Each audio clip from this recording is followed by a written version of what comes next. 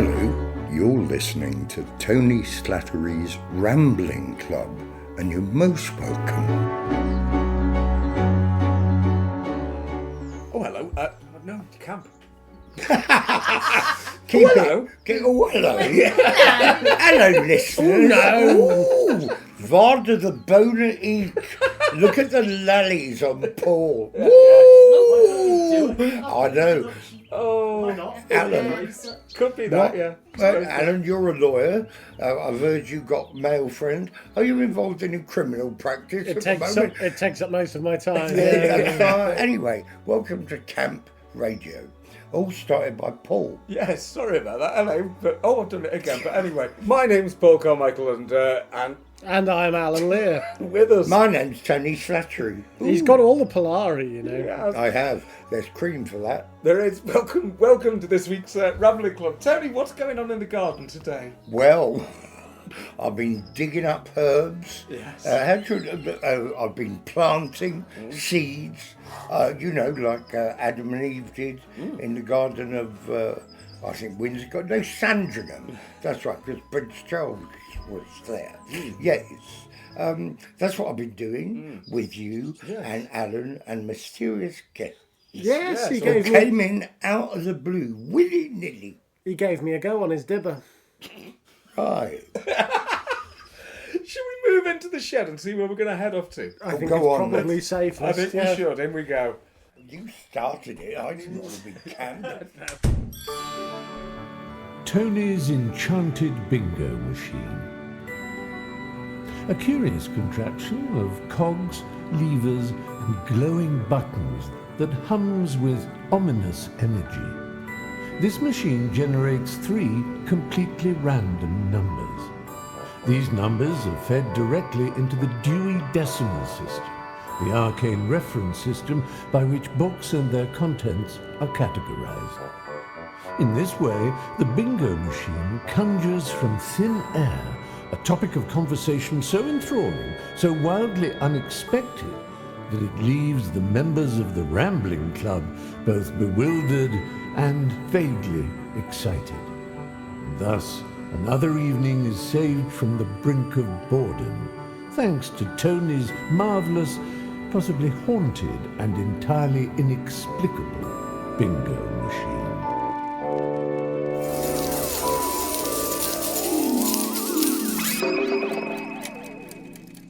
Five, 7, 4. 574. And the subject, nice and open this one, biology. Biology. I once broke into the biology lab at school because I was rather fond of the locusts, which... This is a fetish that doesn't get a lot of airtime, even on the modern internet. It really doesn't. But you know what it was? I thought their faces looked like the aliens from Quatermass and the Piss, and I was rather taken with them. So I broke in during lunchtime with a Tupperware box, and I basically filled it full of locusts, which I put in my bag. Wasn't sure then what to do. Took the locusts home. Had a small panic that maybe the locusts couldn't breathe, opened the box, and there was a swarm of locusts, and we had to have the house fumigated. And this is why Cheshire has not been able to produce a barley crop since 1974. Unfortunately, I do apologise. Okay. I'm picking up, if I may, Paul. When I was at primary school, there were hamsters, and they were the classroom pets. And you got a prize for the best names. There were 2 hamsters, and I won because I called them Paddy Wagon and Cartwheel. And the added prize was for half-term break, you took them home and looked after them. And it was, it turned out they were male and female. And during the night, they did something, and when I woke up to feed them, and they were gorgeous, the lady hamster had had lots of babies, and they were half-eaten. And I had to go back to primary school with the cage, with these semi-fetuses cannibalised. And that was quite traumatic. And so I think it trounces your locust thing. Oh, For a moment so. there, I thought it was going to be a lovely story, because most people tell the story about taking hamsters home from school and they've accidentally killed one. And I thought Tony was going to be the first time you've ever heard that story where he takes more hamsters back than he brought. But he did, but most of them were... Yes. Oh, and half eaten. the thing is, the babies were half eaten, but the mother had also killed the father. The father? Yeah, bit his head off, and I'm not exaggerating. So when I had to go back, there was lots of blood, and I had to hand the cage back to Sister Marie-Françoise.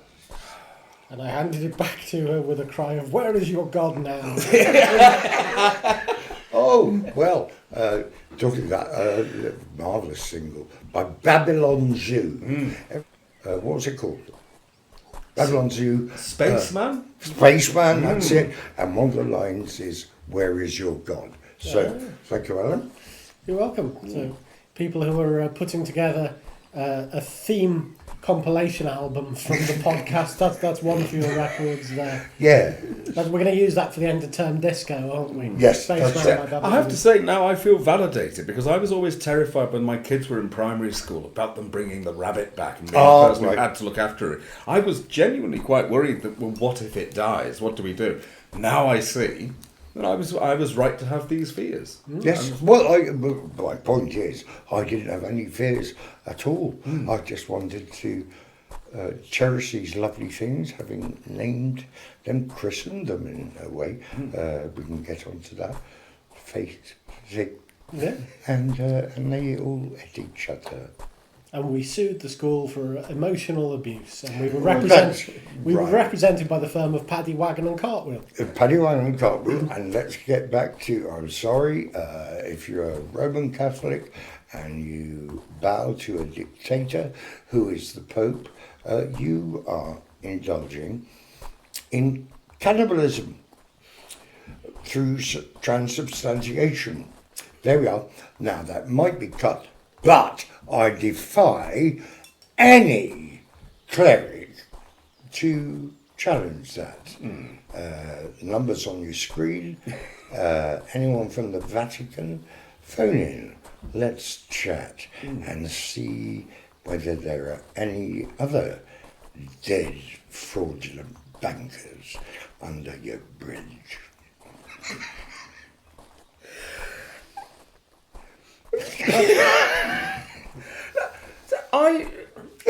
Yes.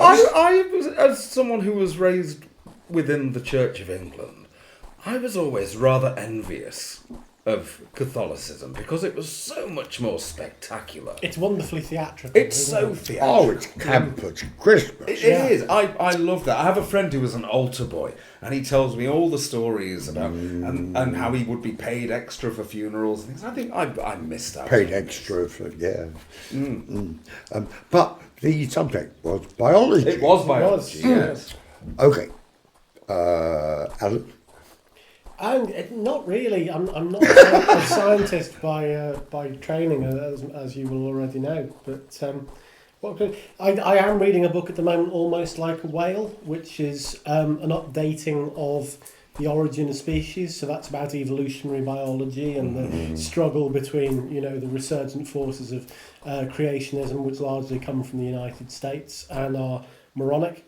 Yes, those lovely pictures of babies playing with tiny dinosaurs. And check tablecloth with a picnic. I did have a conversation with a young Earth creationist who said they believed in both Noah's flood and continental drift, and that the flood had been the cause of continental drift. Now, the great thing about that is that you can check it mathematically, because the flood is supposed to have happened 4,000 years ago. So you can work out how fast the continents have to have been moving apart. And I worked out that the continents would have to be moving at a rate of about 100 kilometres every 50 years, which is brilliant news because it means you can compare it to the records. BA started their flights from London to New York in 1952. So all you would have to do to check whether or not Noah's Ark caused continental drift is see whether in 1952 a flight from London to New York was using less fuel than it is now, because the two continents would now be 100 kilometres further apart than they were in 1952. They have not yet got back to me with their findings. Right. And how is your marriage? It's now in its 12th year. Yeah. All and it's fate. rockier than Giant's Right. Causeway. No, it was biology, but all faiths have a flood myth. Hinduism, Sikhism, Judaism, they all have a flood myth. The biology, Oh, you got on to creationism. But of course. Oh no, but you were talking about evolutionary, and I'm a huge Richard Dawkins fan, and anyone who hasn't read it, it's really worth a read. And if your children can read, say by the age of 11, which is unlikely in these times, get them to read, or read it to them, The God Delusion. But equally, teach them about all faiths. That's why I think religion, it should be, it was called RE in my day, religious education. That's wrong. Educare, to lead out, no. RI, religious instruction, no. Fuck off. Religious studies, really important, even at a young age. I did RE for GCSE, except I didn't. I signed up for it because it was supposed to be, the GCSE is supposed to be a lot of comparative religion, Right. which I thought would be very interesting. And then the person who was teaching RE in our school was a devout and somewhat mental Christian, and he refused to do the comparative religion side of it, so we did what was called a short course, which only taught us about Christianity.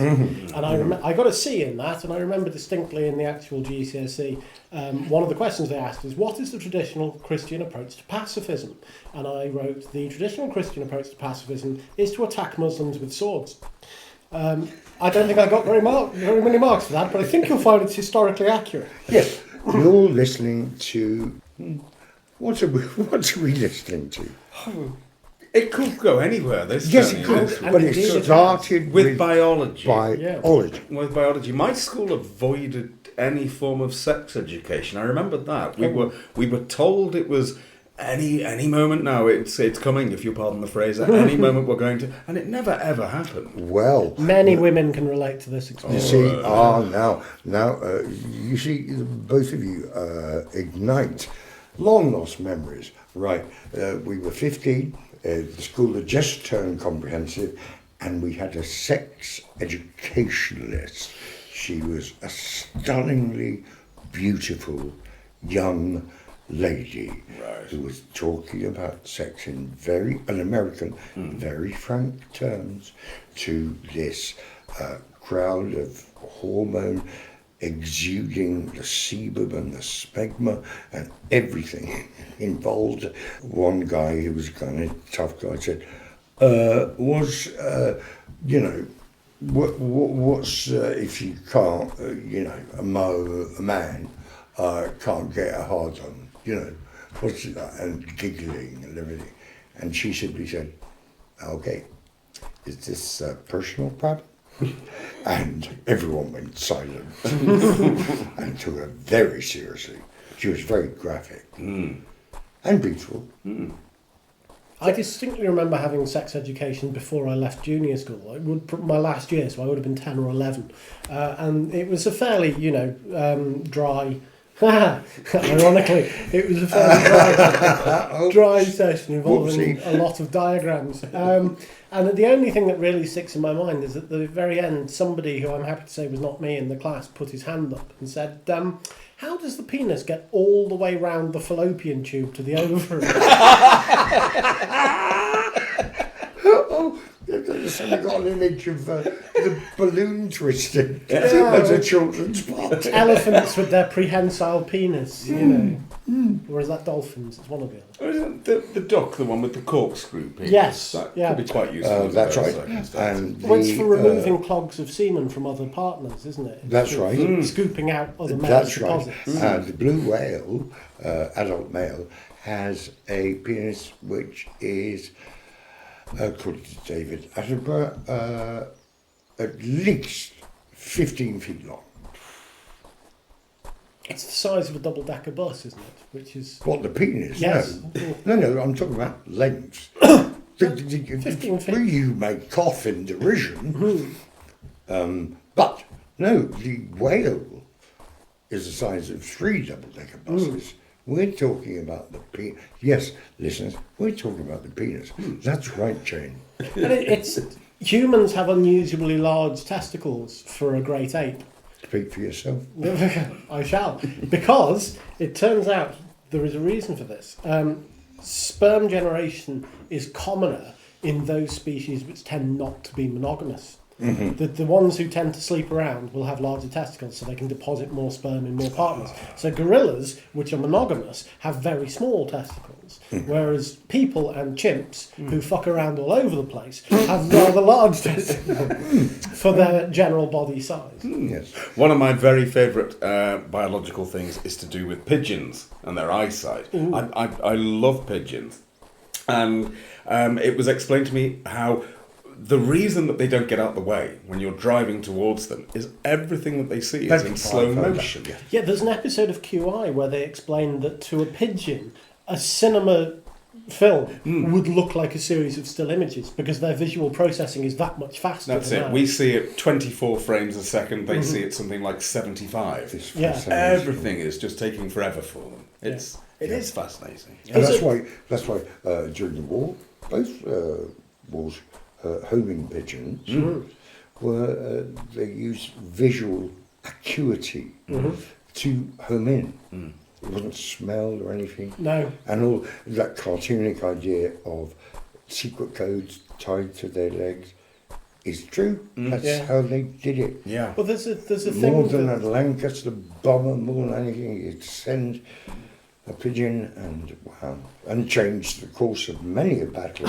there's kind of a talking point that does the round every so often about pigeons, which is that people see pigeons as a pest. They're all over the cities and they're all in the way.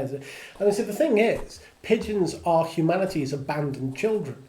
We raised them and bred them, as we did with many other species, because we used them for communication, as you were saying. And then they've since been superseded by other technologies. We've decided we no longer want them around, but their instinct is still to flock where humans are, because we've bred that into them. That's right. And I can't help thinking that if you were to have a quick look at the which species have received more medals for valour in warfare, because several armies like the British were in the habit of awarding medals to animals that had performed well under combat. Pigeons would probably be the second highest after only humans. Yeah, I guess, and dogs. Dogs and horses as well Dogs would and be in the horses, running, yes, I would guess. that's- Yeah, but I would that's expect right. pigeons to come very highly in the ranking. Biologically, of course, as well as that, their feces, guano, as it's called, terribly important. Yes. In the biological development of agriculture and subsistence farming. There have been wars fought over islands with large colonies of That's birds right, because that's they're right. such rich supplies of guano, because amongst other things it's a source of saltpeter, which is a core ingredient of gunpowder. That's right. Yes. So, if I were to shoot, I don't know, say Dan Brown, or just Dan Brown actually, I could go. When I was about 9, it was my birthday, and my dad said, what would you like for your birthday? And I said, I'd love to go, please, to Trafalgar Square, Dad. And so that was my present. He took me on the tube, and we fed the pigeons. There were people selling, cranes and things. We got shat on, and it was the most marvellous birthday I think I've ever had. Looking up at Nelson's column, so the biology of pigeons, as you stressed on, is actually quite important Well, yeah, in loads of ways. you said it yourself, yeah, but they have strategic importance as well as Quite. agricultural importance. Yeah. And it's unfair that they are called, by some ignorant people, sky rats. Rats with wings. I don't know, we can't say that, you know. Yeah, and yet doves are considered an exquisite animal, and a dove and a pigeon are as close biologically as it's possible. Oh, okay, right. I'm going to pick you up on something again. I once saw a Ted Nugent concert. Do you know who Ted Nugent is? No. Do you? Oh, big 70s, big old-fashioned rocker, power chords and everything. And I saw him because we bunked off school. I was 14 and it was at Wembley Stadium. And it didn't happen there, but on one of the time I'm shouting because I'm excited at the memory you've just sparked. One of the things was that they would theatrically release a huge flock of doves, but with one of his chords, they all exploded in front of the amp. So, as a symbol of universal peace, yes, it was a spectacle. No, and this is true, fact check, all you want, it's true.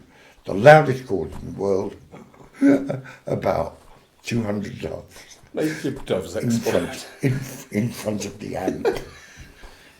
No, that's bouncing. This is the dove is a symbol of peace because of returning with the olive branch, isn't it? From Noah's Yeah. Ark. It's the art, yeah. Which is there's the rook, of course, is a carrion bird, and those are very intelligent. So the rook never came back. I hold to the theory that the rook was smart enough not to come back to the Ark. There was I believe this is true, though it may be apocryphal. There was supposedly in the 1990s there was a training exercise by the American Navy whereby they trained a pod of dolphins to clear mines. Naval mines. I've heard of Yeah, that. and Yes. they got very good at clearing mines in a contained space. And then they came to the first live exercise, and they released a pod of dolphins into the open water to clear a minefield, and the pod of dolphins fucked off and never came back. Very good, very good. Also on the Disney-esque dolphin theme, biologically, there's that thing of, right, if you're swimming and you're attacked by a killer whale, a horde of dolphins, what's collected now? A pod, I think. Or A pod of dolphins will protect you by ramming the killer whale to death. they've been known to do that with Yes. sharks. Yes, Yeah. that's right. Yeah. Yeah, and I'd like to be a swimmer in open ocean just to feel protected by happy dolphins with their smiley faces. But thinking of biology, dolphins are a very interesting example of the logic of evolutionary biology.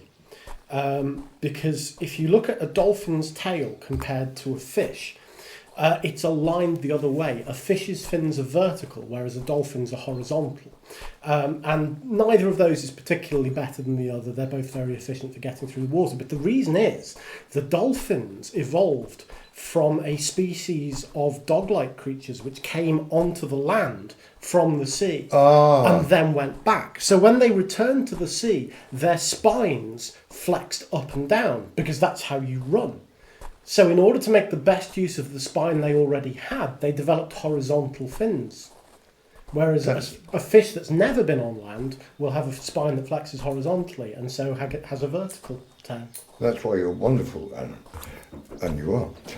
And you suddenly made me think of the endless mysteries of marine biology, the big news, and it was a couple of decades ago, they found a coelacanth. Do you remember Yes, that? yeah. You They know, thought they had been extinct for millions of years. Billions of years. And they was happily being alive.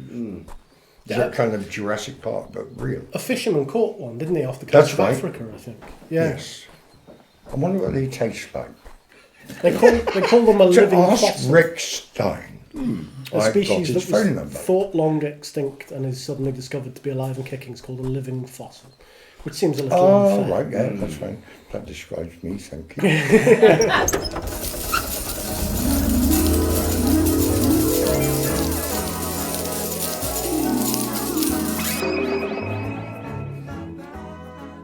Derek, if I may call you Derek Yeah. from now on, what do the balls say, please? The balls right now say 4, 1, 3. 413, 413, and that means that what we're about to talk about. We're about to talk about dictionaries. Okay. Dictionaries. I'm going to make Alan's voice. Okay. Alan is capably in camp, but was pretty good. I have to reconsider. Okay, dictionaries. Okay. I have a copy of the Dictionary of the Vulgar Tongue, dating nice. back to 1700. And my favourite word in there is rantalion, which is a man whose testicles hang considerably lower. No, his penis hangs considerably lower than his testicles. He's a rantalion. I like that. One of my favourite things about the old-fashioned slang terms is there are so many very specific slang terms for particular kinds of criminal. One I discovered the other day was mustard chucker. Somebody referred to somebody, you're nothing but a mustard chucker. And I'm like, what? It sounds like it's some sort of sexual epithet or something. A mustard chucker is somebody who steals from you by distracting you by throwing mustard all over you. That's how specific the slang terms for criminals Yeah, well, that takes me right back to the first time I saw the Scorsese film Gangs of New York. Oh, yeah. And opening scene where Leonardo DiCaprio is back in the five circle, the five corners, the five joints. I'm sorry, I forgot what it was called. Where all the gangs, and he listed just as long shot walking down the street. They're the shirt lifters. I think no problem with the long-tailed shirts, not shirt, but he said they're the she-he's, and so you get so he listed about 14 of them, and they were all criminals, but they were names like Mustard chucker. Chucker. I was a Mustard Chucker's son. And I'm only chucking mustard till the mustard chucker Comes. Yeah. Talking of penises and coming. So, Yes. So, what was the word? Rantalion. Rantalion. A man whose penis hangs considerably lower than his testicles. There's Right. presumably No, a deliberate echo of stallion in there, isn't there? I would imagine so. it's possible. It's possible. And it plays into the whole thing at the time, which was that idea that if you had an overly large penis, you were also stupid. Which There was an animalistic exactly, element to you, which was very commonly held at the time, rantalion. So it was actually quite a horrible insult. I see. I imagine it was probably more commonly held amongst men than women. I don't think women cared. I don't think they much do. about No. I beg to differ. I think women do care. Some women, quite a lot of women, probably do care whether a penis is good. No, it's the right size. I'm saying probably the men were going, well, you don't want to talk to him. He's nothing but a rantalion. And the women were going, I don't care. I'm talking to him anyway. We'll see where it goes. What an interesting supposition of a conversation from 8 centuries ago. But I believe you. But you could have a micropenis, that's a medical condition. It is. Orchitis, swelling of the testicles, that can be very painful, and they can be the size of footballs. Equally, you can have undescended testicles, in which case any small penis would hang lower. But Be careful with undescended testicles. They can turn cancerous. You do need to see your GP. Yes, that's a serious point. Thank you, Doctor. That's okay. Also, Well, you unless can't descend them yourself. No, you can't can't just you push can't just them. use one of those little forks you use to get pickled onions out of a jar. Oh, no one thought of that, and now you thought of it. It'll be right. Sorry. There'll be an epidemic of self. When I was 20, and I might edit this out. I was... You fucked Eunice Stop. Well, I don't think so. But memories are hazy. You'd know. Well, Aunt Sally. She had a vagina like a windsock. I suppose... I'm sure we can edit all this out, can't we? I'm keeping the Eunice Stubbs stuff. I went into Eunice Stubbs' vagina. God. Had a look round. I had a canary and a gas mask. I found loads of things in there. It was a bit like the stone. We'll edit all this. So when you were... When I was about 20, I decided... Can we have a picture on X? Oh, this is where it's going. I decided that the thing that I really needed to do for some reason was shave up my pubic hair off downstairs. However, I decided I wouldn't shave it. There must be a better way of doing this. So I bought something called Imac Hair Removal Cream, which I thought, it just removes it. It'll just make it fall out. It doesn't. It does. I've tried it. It does. It doesn't down there. It does. If you use it properly. I didn't use it properly. Well, then you would be in a very sore position. Well, you mentioned undescended testicles, mine descended again. Look, there was nothing. Reascended into your... There was nothing. There was just cavity. this. Yeah, really. There was just this sort of like size of a 2p piece thing there. I was absolutely terrified.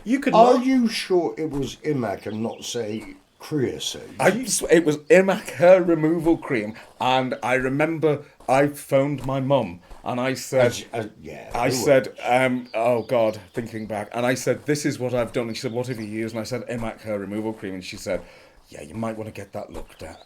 It was dreadful. I was in a state. I had no problem with it. If there are any, you did it wrong. I did it wrong. You didn't use Imac sensitive. You didn't. You probably left it on too long. I went for it. You didn't have a warm bath. You didn't have a wet flannel to gently it was like, push it away. Slapped it on and thought like Jackson Pollock. Yeah. This'll do. You didn't read the instructions. You just wanted, I don't know, to look younger, or your penis to look bigger. But also, it's a clean thing to do, to have no pubic hair. Pubic hair serves there are no physical advantages. It's just a proof that you've grown up a bit. If there are any executives from IMAC listening, we've identified a new market for you, which is trainee sumo wrestlers. We'll advertise anything. No. Yeah. Sumo wrestlers supposedly are able to retract their testicles. That's very true, yeah. So that's a very good point, yeah. Dictionaries, though. Dictionaries. D-I-C-K. Dictionaries. Yeah. First dictionary was Dr. Johnson, wasn't it? No. Okay, go on. No, the dictionaries had existed before that. Johnson's was the most comprehensive of its day. Right. That's why it was famous. In the English language. In the English language, yes absolutely. But a dictionary is far predates. I mean, I'm thinking, when I went on a Nile cruise with Helen Ledra, we learned some stuff, and there were... one of the lectures was about ancient texts, and the word dictionary did come up, but also the provenance of these tomes, which were written, not orally handed down, they were written. And one of the earliest was Assyrian. I know this sounds a bit like The Omen or something. It was Assyrian and under a burial mound, and very difficult to decrypt. Actually, I'm wrong. Johnson's wasn't the most comprehensive either. It was the reason it was famous is because it was the first one intended for general use in the English language. Right. All the previous ones had been academic in purpose. I see. Yes, that was for general use. You're right. Yeah. And Johnson, is it right? Did he have Tourette's? He had a variety of maladies, didn't he? I don't know if he had Tourette's. Well, there was one I've read a description where he would enter the room basically having little tics, but apparently then would just swear at people. So I presume it will be that. That's what we say now. So, yeah. That would be a medical assumption. Well, yes. And I was taught, and sometimes Jesuits teach me, it's not to put you down, but assume, break it up, If you assume, you make an ass out of you and me. Now, I regard you as far more intelligent than I am. That just happens to be a fact, because I can't remember where we were going with this. Now, we had Eunice Stubbs' vulva. Yeah. Who hasn't. I think wasn't there a TV show recently about the making of Eunice.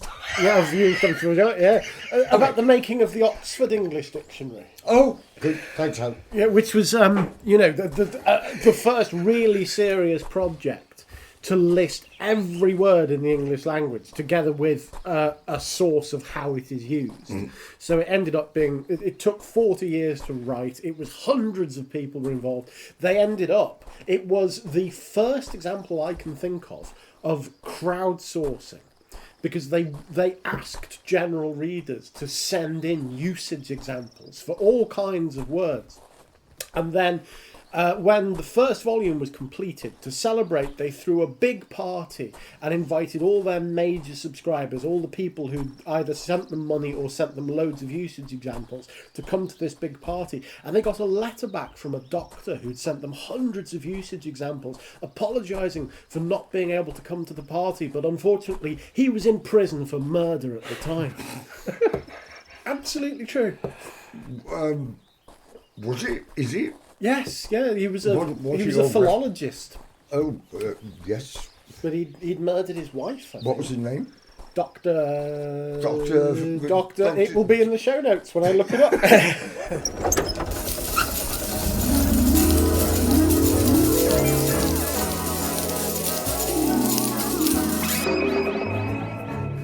Well, here we are back in the shed. Our rambles this week are ended. So, Tony, have you enjoyed rambling this week? I have, and I very much hope that our listeners have as well. Because, as always, it's free associative, it's impressionistic, it's kind of fugitive in the proper sense of the word. Our minds are on a fugue, and we love the fact that you are joining this fugue or ideational flight, psychiatrically, as it's called. You join it with us. Yep. Well, we do. We hope you've really enjoyed this week's meeting of the Rambling Club, indeed. And the club, as you know, meets every Friday. But if you'd like to get in touch with us in the meantime, and who knows why you would, here's how you can find your fellow members. Tony's official website is at www.tonyslattery.com, and you can get in touch with us on the contact form on that website. We're at Twitter at Slattery Live. Please do use the hashtag TSLC to discuss any of this week's topics. And we're also on revelatory new social media, Blue Sky, at slatterylive.bsky.social. You can find me on Blue Sky, but I'm still loitering on the remnants of Twitter as well, at Paul Carmichael V for both. And Tony also has one of those old-fashioned Facebook groups at www.facebook.com/groups/TheTonySlattery. And you can find us on Instagram as well, at Tony_Slattery_official. But never mind all that. If people want to join the Rambling Club for themselves, how do they do that, Paul? Well, you know what, Al? The Rambling Club is open 24 hours a day, 7 days a week, so you can join us whenever you want to. All you do is you head to www.patreon.com/SlatteryLive, and you are going to find so much there. Episodes of the show are a good few weeks ahead. You get to know who our special guests are going to be in advance. You get to see some interesting curios from the archive as well. There's a couple of pilots up there that Tony starred in that I think are well worth a look. One of which stars some of the legends of British comedy, Pete Cook, Graham Chapman, and of course Tony is in there as well. So have a look at www.patreon.com/SlatteryLive. We'd be delighted to welcome you, to send your club badges, your membership card, and all the other perks that go with membership. So please do get in touch with us by any of those methods. As Paul says, we'd be delighted to hear from you. We really would. The other thing that you could always do for us is wherever you found this podcast, if you could pop in there and give us a little review. Just a couple of lines if possible, failing that 5 stars, because that really does help other people to discover the podcast, and we really appreciate that too. We certainly would. So Tony, you'll be back to lead us in another ramble next Friday at 5 to 5, and we hope that you'll all join us again then. But in the meantime, it's a goodbye from myself, Paul Carmichael. It's a goodbye from Mr. Alan Lear. Goodbye very much. And it's a goodbye from the president of the Rambling Club, Mr. Tony Slattery. Goodbye, and thank you for listening. You have been listening to Tony Slattery's Rambling Club with your host, the club president, Tony Slattery. It was accompanied by Stephen Fry as the voice of the bingo machine. Tony was assisted by Paul Carmichael and Alan Lear. The music was composed and performed by Michael Lavsley and Andy Frizzle. Silly voices are by Michael Lavsley and the show's concept is by Paul Carmichael. Our producers are Stuart Morris and Alan Dabbing, and the show's series producer is Eric Allaire. Our executive producer is Chris Castle, and the series executive producer is Mark Strickson. Tony Slattery's Rambling Club is a Fanfanidal production.